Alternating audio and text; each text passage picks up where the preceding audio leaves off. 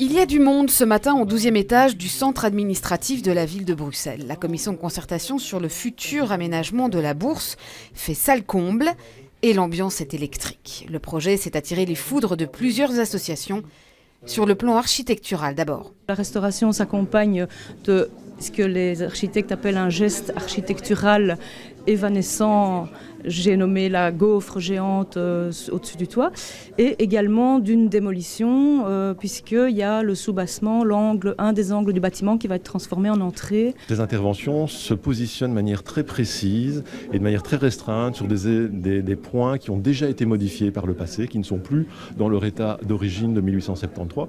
La totalité des éléments encore présents aujourd'hui de l'origine de la construction de 1873 sont restaurés, non modifiés. Ce projet, le voilà, un projet d'ampleur basé, expliquent les architectes, sur une étude historique de l'édifice et de ses différentes transformations. Mais les opposants dénoncent aussi les futures affectations et une forme de privatisation de l'espace.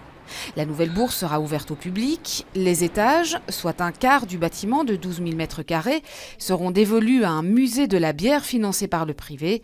Les parties inférieures devraient accueillir des commerces et de l'horeca, regrettent les associations. Faux, répond la ville de Bruxelles.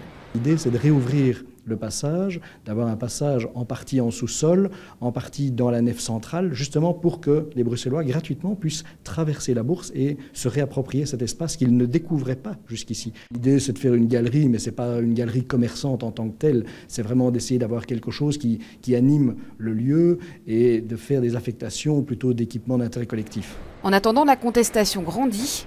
Une pétition a déjà recueilli plus de 5 700 signatures.